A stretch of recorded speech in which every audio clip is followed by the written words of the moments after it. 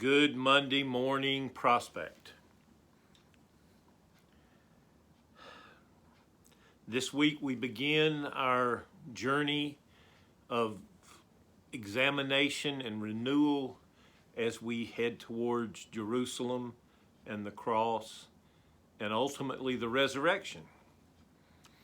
But this time, this period between now and April the 4th, should be a time of prayer and fasting. And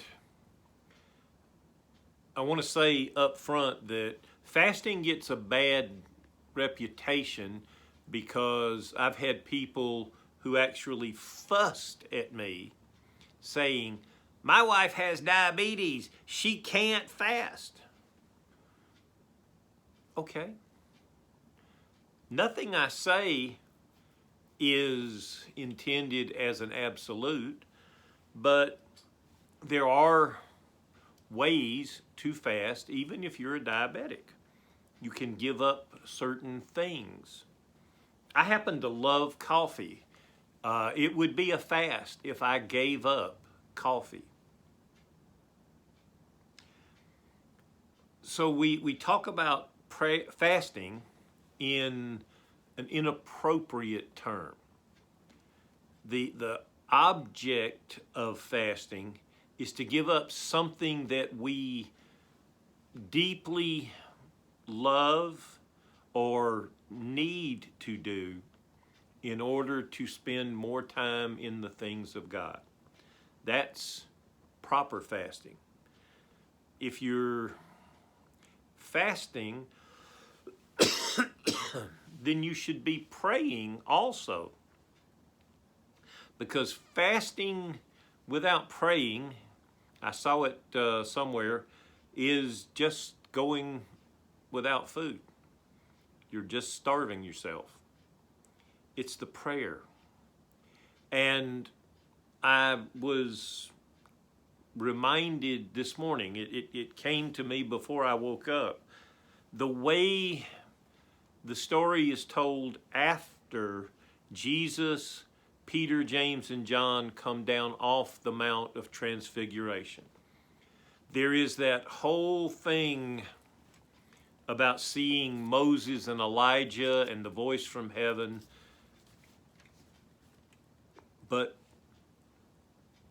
afterwards, they come down, and in the Gospel of Matthew, it's actually a very terse little story. Jesus comes down, a man appears to him and says, my son is an epileptic, he suffers terribly, he falls into the fire or water. I brought him to your disciples, but they couldn't heal him. Jesus' response in Matthew, "You faithless and crooked generation, how long will I be with you, and how long will I put up with you? Bring the boy to me." Jesus spoke harshly to the demon, and it came out of the child, who was healed. Then the disciples asked Jesus, "Why couldn't we throw the demon out?" And Jesus says, "Because you have little faith."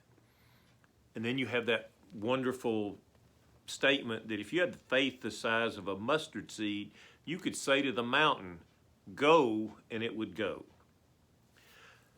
But in Mark, there's a different answer.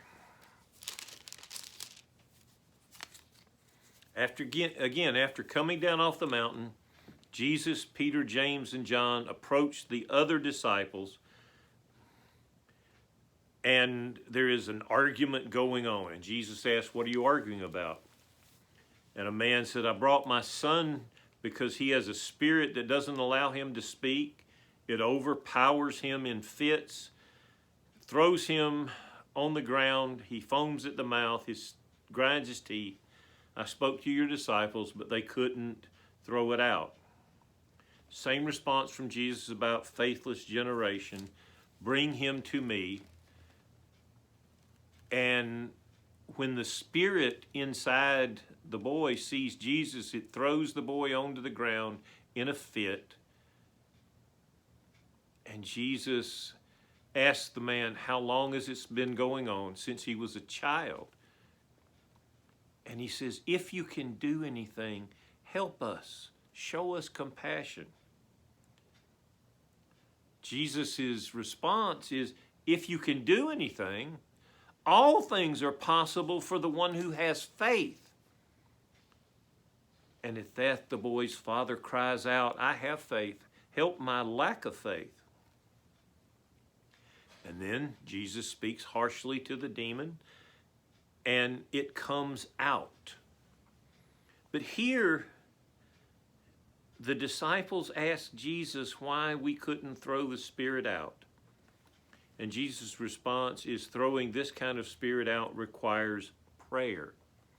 So the two versions are a little bit different. They both have that reference to faith, but in Mark's gospel, the reference to lack of faith is something that Jesus actually says more to the boy's father than to the disciples.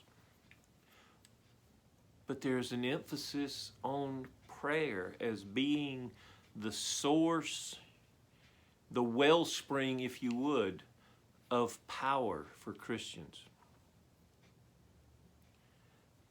And I am confident that for too many of us, we have either made prayer into a rubbing the lamp genie kind of thing.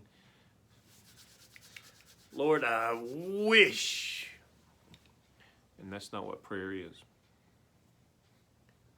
Sometimes prayer is talking to God long enough to hear what God has to say. There was an interesting devotion this morning that I read that had a story of a man who felt called into ministry. And his wife's response was interesting, and it was actually quite familiar. She said, well, if you're going into ministry, fine, but don't quit your job, because I wasn't called into ministry and we still have a mortgage to pay. And the man goes on and he does his ministry part-time and makes plans for the eventual time when he would quit his job. And I say that because the devotion makes the point that it wasn't that the woman needed to hear comfort from her husband or convincing from her husband. She needed to hear from God. And I'm not speaking for my wife now, but I started in ministry part-time. And there came a time when my wife said it was time for us to be full-time in ministry. And so it was through prayer, through both of our prayers, but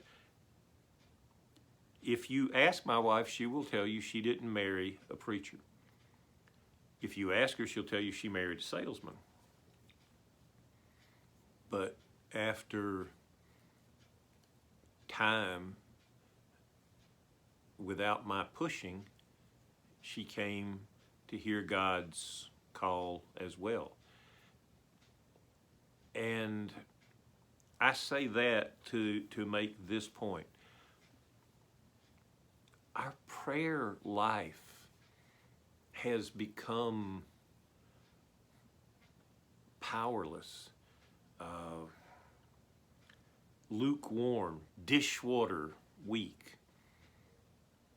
And if you read Jesus, prayer was one of the most powerful weapons he used in his entire ministry.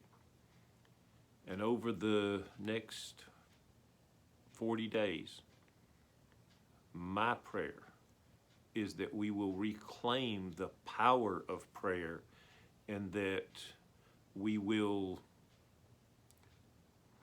reclaim the spiritual high ground that is the kingdom of God. I look forward to being on this journey with you, and ask if you will walk with me as I follow Christ over the next 40 days. God bless you, Prospect.